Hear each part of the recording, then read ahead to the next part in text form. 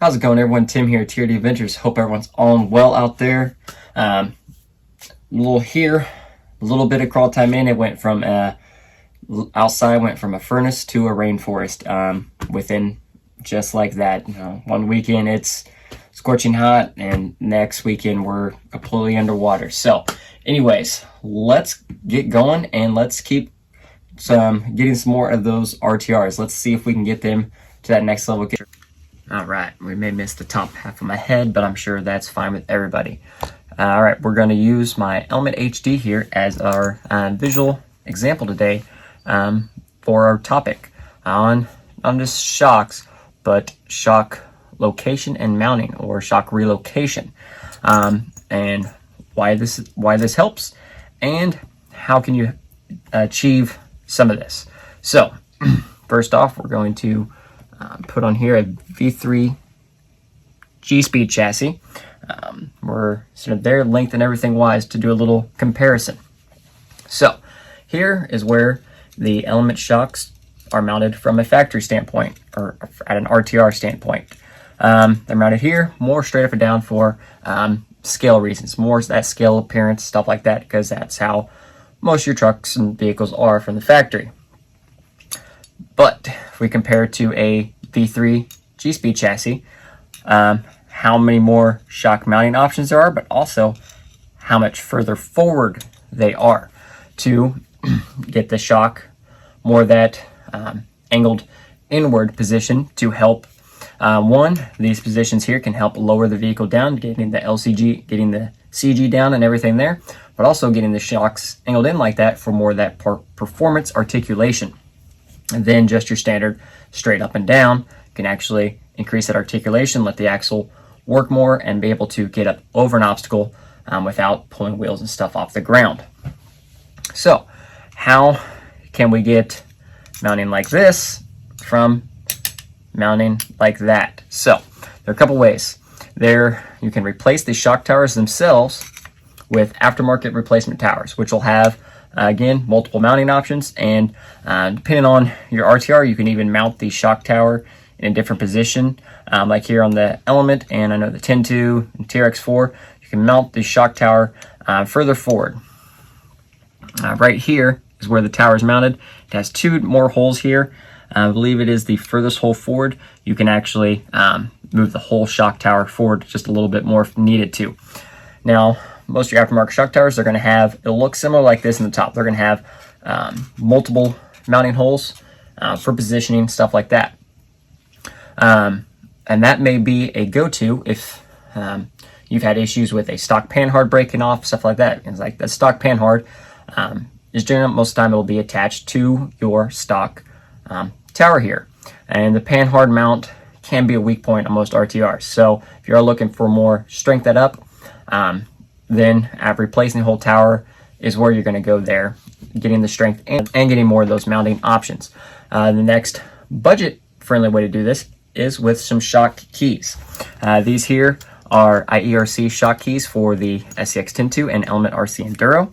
You may also see some shock keys like this. These are just some generic 10.2 shock keys, and they have the ability, depending on how you're mounting them on the shock tower, to mount them straight like this. You can even mount some of them up like this to gain more angle on the shock and drop it down even further. So like right here, this is generally where I mount my shocks on my V3s. These three holes right here in the rear and these four here in the front. So here where I have the shocks mounted now, I'm almost there. I'm very, very close there. So what the shock keys did is they moved the shocks mounting about an inch inward, from here to here, here to here. And then mounting from this point to this upper one here, I've moved them up, I'd say about 1/4 of an inch, maybe 3/8 of an inch. So move them up just a little bit more, but that dropped the whole truck down, brought everything down more, which helps just overall control of your truck too, and getting everything and just getting weight down low. So shock keys, they're available for a variety of trucks, depending on your support aftermarket wise. Some trucks their only option may be an entire shock tower. I think the TRX4 is going to be one of those. Just the way their towers are designed you're going to be probably replacing the towers themselves rather than installing just shock keys. If there are shock keys available or the way to do that, just let me know. I'm always curious to know if there's anything new out there, since it's been a while since I've really modded TRX4 other than just a stock trail truck. That will be changing here soon, so stay tuned to the channel. So, I said these are very budget friendly. These are IERC. They were about 12 bucks a pair. So 25 bucks, I was able to move my shocks back, get that better angle, and increase the performance of this truck overall instantly with just that modification. So once you got your shock towers or shock keys installed, whatever it is, one thing I recommend for tuning, this is what I do, go to your local crawl spot, bring a couple tools with you, pick a specific line. Like I said, hit that line a couple times, pull the truck around, make some adjustments, move them back a hole, move them down a hole, and I hit the same line. Did it make it worse? Okay. Move it around, change it up again. Did it get better? Okay, so it got better. You're like, all right, it got better. Don't stop there. Just a little bit more, hit the line a couple more times, see how it does, make sure it is really better. Pull it back around one more time, pop the body off, and just to make sure for yourself, adjust it one more time. Pick a different spot and move it back. So you drive and you're like, oh, okay, that didn't do as good. Okay, now you know that previous spot, that was your golden spot. But if once it starts getting better, don't stop there. Make sure you are in the best location for your truck as it currently sets. So you moved it, you drove it, you're like, that's it, that's the spot. But then you change it, move it around one more time, you're like, it's even better. Don't just stop there. Make sure you are in the best location for your truck as it sets right there. And again, anytime you change, you'll probably have to do some tuning, little things like that, but that's just part of it and just getting the most out of your truck. If you are looking into, like I said, shock towers, shock keys, and those are part of the little budget wise, you are going to have to invest a little bit in that, but they don't have to go crazy. Shock keys are very budget friendly, and even shock towers now, with the amount of different people, different companies that make them, there are a lot of affordable options for shock towers themselves, and a lot of just not just are they affordable, but there are a lot of great options out there as well. I use IERC for a lot of things, and they make the shock keys, they make rear towers for the Element, the 10-2, they make some TRX4 towers and other stuff like that. So they're a great option, budget friendly, great customer support service. Another one, especially if you're an Element RC, and that's your rig you're wanting to go. Solar Graphics makes a kit. It runs 80 bucks and probably the best $80 you can spend on an Element as far as performance. It comes with carbon fiber shock keys for front and rear. It comes with an LCG battery tray mount to mount the battery tray further in and down, just to get everything lower. It comes with a rear link riser that goes right here on your differential, and also comes with these upper link mounts here that bolt inside the frame rail to give you more upper link adjustments.